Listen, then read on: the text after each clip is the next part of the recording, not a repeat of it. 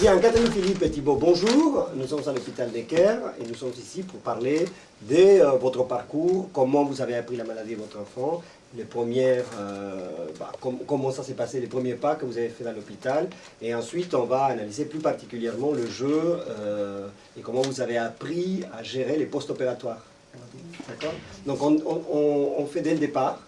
Je vous propose que vous me racontiez en quelques mots comment ça s'est passé lorsque vous avez appris la maladie de votre fils. Alors, en fait, Thibaut a été transféré d'urgence de l'hôpital de Fontainebleau, où il était admis normalement pour une gastro-entérite parce qu'il vomissait beaucoup. Et lorsqu'ils lui ont mis un appareil pour voir sa fonction cardiaque, on s'est aperçu que les vomissements, c'était pas une gastro du tout, c'était une épidémie à l'époque. Il avait fait un trouble du rythme, son cœur battait très très vite, à plus de 200.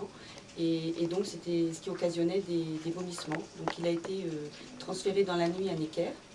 Il est arrivé là et le docteur Bajol et le docteur Maltrait, qui était de garde, ont vu très vite la pâleur de Thibaut et qu'il fallait faire un geste chirurgical au bloc, quoi, avec tout ce que ça comporte comme risque.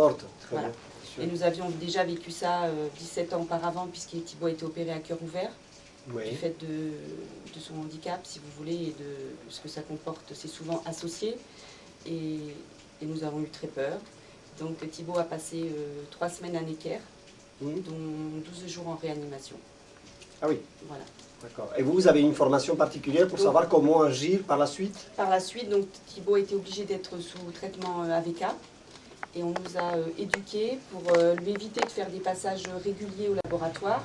On nous a confié le Quadlucheck, qui est un appareil qui permet de faire son taux d'INR à la maison. Donc déjà, en plus, avec tout ce qu'il avait subi, on avait énormément de mal à le piquer parce qu'il n'avait plus de veine. Donc c'était vraiment l'idéal pour Thibaut de pouvoir faire cette chose-là à la maison. C'est moins traumatisant, on va dire, que d'aller au laboratoire. Et en fait, c'est en famille, quoi, parce que tout le monde attend, il faut donner des pronostics, on va dire. Donc papa doit dire combien il aura, moi je dois dire, et voir qui a gagné. Donc ça passe, c'est en fait sous forme de jeu. C'est le jeu aussi. Voilà, on doit marquer d'avance combien il aura, et puis celui qui a gagné, quand souvent c'est lui, voilà, donc ça passe très bien.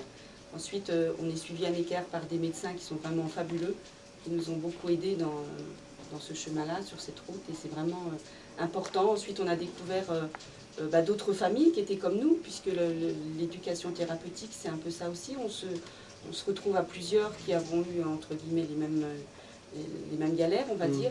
Donc, on se parle et c'est important. Puis le jeu qui est important, parce qu'en fait, on se pose des fois des questions sur la vie quotidienne, quoi faire. Et ce jeu, c'est vraiment, ça répond à tout ça. Alors justement, on vient de jouer, on est passé une demi-heure ensemble. Qu'est-ce que ça vous a apporté et en quoi il a contribué dans les post-opératoires? En fait, quand on se pose la question, une question, comme on disait tout à l'heure, pour les avions par exemple, c'est vrai qu'on aurait pu penser qu'il ne fallait pas prendre l'avion parce que ce portique c'était important, parce qu'en fait le pacemaker est réglé et on a toujours peur que ça se dérègle, on ne sait pas trop comment ça fonctionne, donc même si on nous dit que ça ne peut pas se dérégler comme ça, on a toujours un peu peur. Et quand on fait les magasins, par contre, ça sonne. Mais on sait que par contre, il ne faut pas rester stagné devant parce que contrairement au portique d'aéroport, là, ça risque de dérégler le pacemaker. Donc c'est plein de petites questions. Ce jeu, c'est vraiment important pour la vie quotidienne, quoi. Et puis c'est sous forme de jeu, justement. Donc on y répond. Les médecins sont... Le docteur Maltrait, c'est une dame qui est très grande, donc là c'est une girafe, vous voyez, c'est vraiment bien illustré, quoi. Bon, le docteur Bajol est un peu déçu parce que c'est l'hippopotame, donc il est un peu déçu dans le jeu, mais bon, non, c'est très important pour la vie de tous les jours, ce jeu. Et alors, justement, vous utilisez sous forme de jeu aussi les suivis de la maladie de votre fils à la maison. Oui. Est-ce que vous voyez un intérêt aussi à prolonger ces jeux chez vous, avec des amis, avec des frères? Voilà, tout à fait. Parce que les gens, bon, on sait, il est sous AVK, mais des fois il y a des questions, parce qu'il faut faire attention, c'est quand même à l'école, si vous voulez. Je pense que c'est important parce que les enfants, en plus Thibaut va dans un IME, ça peut être important que les enfants voient ce jeu, et en fait ça passe toujours mieux quand c'est sous forme de jeu, quoi. Même pour nous, la maladie, on ne voit pas la gravité pareille, même si elle est là. Quand c'est sous forme de jeu, je pense que c'est beaucoup plus facile. Quand c'est comme ça.